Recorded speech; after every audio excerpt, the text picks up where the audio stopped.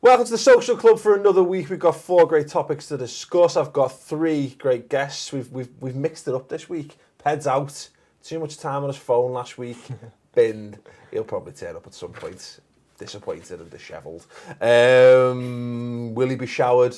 We'll let you know in due course. It's, you've got to be careful. First thing we're going to be discussing is Manchester City and the Etihad Stadium as well. It's a very interesting one, Dean. They've spent loads of money. They've got a great manager. They've got some phenomenal players. They've got a shiny new stadium. They've increased the capacity and everything. They seem to be getting decent numbers in the Premier League, but in the Champions League, they're just not. Now, we know there were issues around the game last week, but apparently only 30,000 in the ground for Borussia Mönchengladbach. So it begs the question, why are they not selling out the stadium? It's tough, isn't it? It's kind of buying that support, isn't it? You suddenly go to a stadium that big, you're thinking you can't just suddenly get the support in, like, maybe a Chelsea where it's a smaller ground and you kind of get that tourist of football that comes with the money. Mm-hmm. I don't know. I mean, there was the flood thing as well. Yeah. So you've got to wait and see on that. But it's a tough one. I don't think anyone's got any answers for it. It's a bit of an obvious running joke now is why is it not the full? Etihad. And the Etihad, and certainly now with you think with Pep, if that kind of brand of football and him as a name and the players have got can't attract people to it, what will? I equate it, Baz, to a little bit like going and buying all your new pair of trainees and your running gear and all this stuff before you start going to the gym. You know what I mean? Like, now I'm ready to get fit. Instead of like just going for a run a few times with your old trainees to make sure you're actually physically capable of doing it. It does feel like you can't fault Man City and the infrastructure they're putting in place. And look, 5 years from now, 10 years from now, no one will even remember this was a thing. But right now, you're looking at clubs in the Champions League and look, the flood an issue and all that. The fact that they had to postpone the game last week is going to be an issue. But there's still talk. The Independent are saying they were still expecting around 40,000, which is still. I think I don't know if it's 55 or 60 the capacity. That's still. Let's just be conservative. That's still 10,000 fans, at least 10,000 fans short of capacity, which is that's for me anyway. I think that's criminal for the brand of football that you're getting to watch at that stadium. Yeah, I mean, just before we go on, remember that kid in games who'd always be with like the best kit on and the best boots? Yeah. He'd always like play with the mud. Puma King untouched. It was rubbish and he'd play with the mud, but his dad had got him the best stuff just in case he was good. And that isn't Man City, by the way, I'm just saying. On to City. It's really tough, and it's being in the same city as a more famous club, shall we say. That was nicely phrased. Well, that's what it is, not necessarily my views, but that's the views of the world. Not bigger or better, no. No, well, City are kind of like Everton of Manchester, I think, the way you look at it, whereas United are obviously globally famous, therefore you get tourists and everything else that goes with it. City are just beginning to get on that level now, aren't they? But everything's coming with it. They've got a brilliant manager. I think they'll walk the league, personally. I think they look fantastic.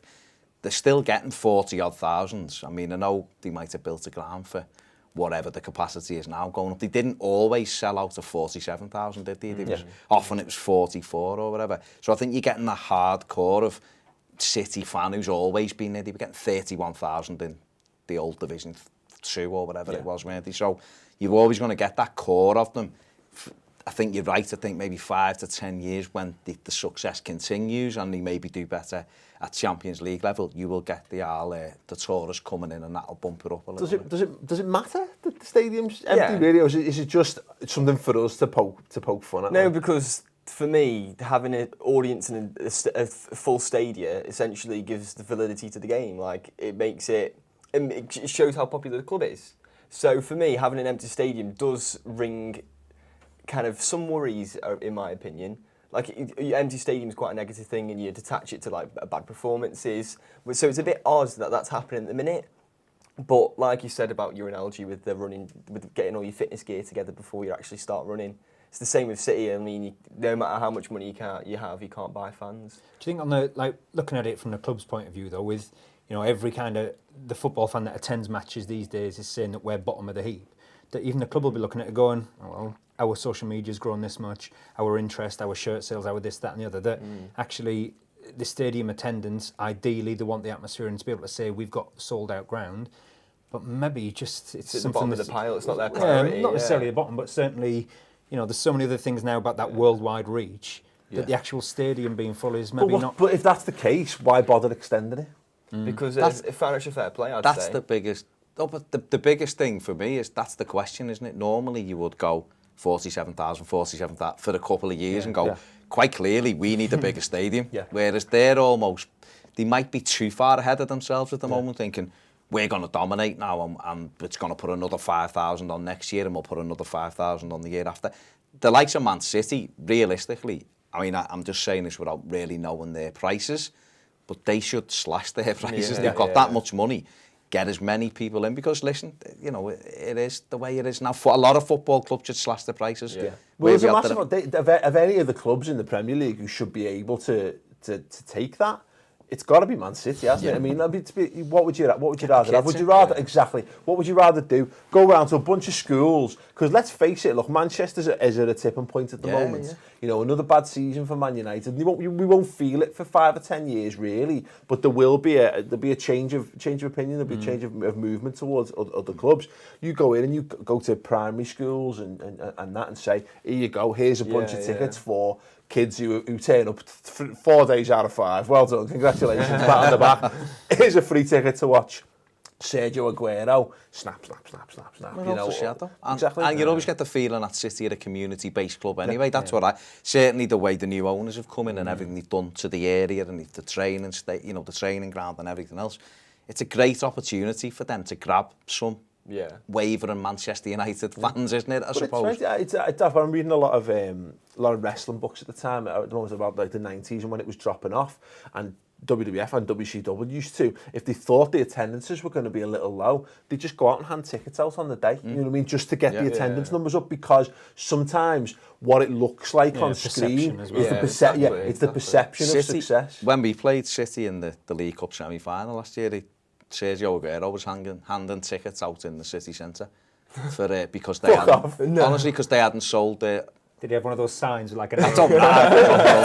Flipping it around. Just there. Dominoes. I think, to be honest, he was probably juggling 4 balls at the same time because he's amazing. But there was tickets. They done like a promotion like that. I thought it's bad enough when you sell your half-season tickets. They've literally got the players hawking tickets in the middle of the season. Yeah, sorry. With your 140-year waiting list. Stop it, mate. Stop it.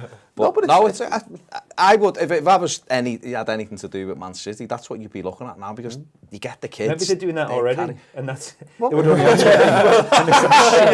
given 70,000 away. Come to Highton, because there'll be loads of kids who'll want to take tickets and go and watch Sergio Aguero. That's right, though, isn't it? But this is a big thing, because again, it's perception. If you believe it's hard to get tickets, there'll be some people who go, I don't like things because it's difficult. But there's also a thing that if you look at it and go, you know what, I'll turn up on the day, and then you go, oh no, I can't be asked. Whereas if you feel like you've got your tickets is so valuable that you've got to make sure you're in the queue to get it. You get it, and you treasure it, and it's your prized possession or whatever.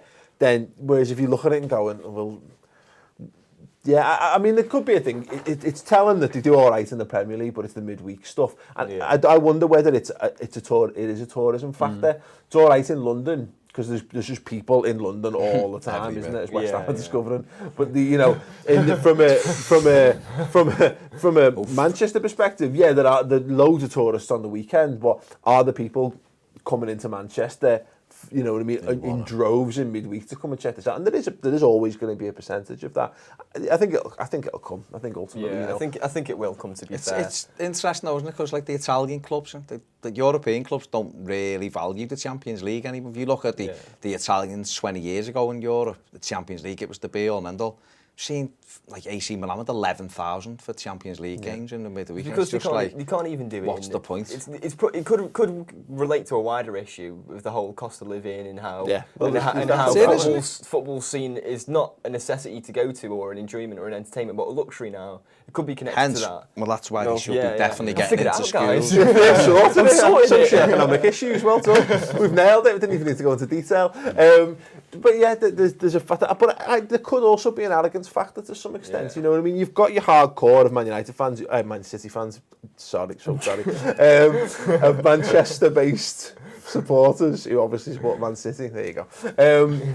Who will go home That's and away just done it, has it? irregardless. Apology. Irregardless, they'll be there. But there's probably that percentage of fans that they've added on in the 10 years since they've had money that probably look at a Wednesday night game or Tuesday night game and they think Borussia Mönchengladbach. Well, I'm not travelling up from wherever it is. I'm outside of Manchester to come for that. The thing is with that though, and that game, in taking that into isolation, that game was only called off a couple of hours before. Yeah. People making journeys up, can they then go home and come back again the next night? It's a bit, you should be knackered. And once the flights are back out of Liverpool, you're done in. 17,000 the next night. If you've ever tried to drive in Manchester as well, I can imagine that being a massive put-off. It's just not the best thing in the world to drive on a midweek. So you're suggesting that basically there's 30,000 empty seats at the Etihad because it's a bit tricky to drive around Manchester? No, I'm not saying it's the Listen, you're all right with your ground at the end of the M6. Just jump off on and then you And go. only the second easiest ground I found to get to in Birmingham. West Brom, the Hawthorns is the easiest. It's easier. It's even up on a hill. I'd rather go Tesco highest ground in the personally.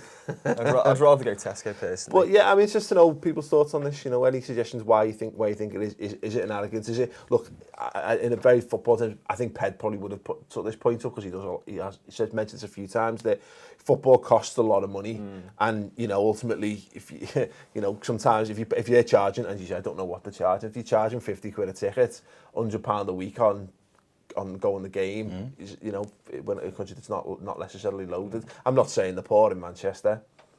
It's petty, yeah. I'm just insinuating. But no, let us know thoughts on that in the comments below if you'd be so kind. Still to come, we're going to be talking about which Premier League manager is going to be the first to be sacked.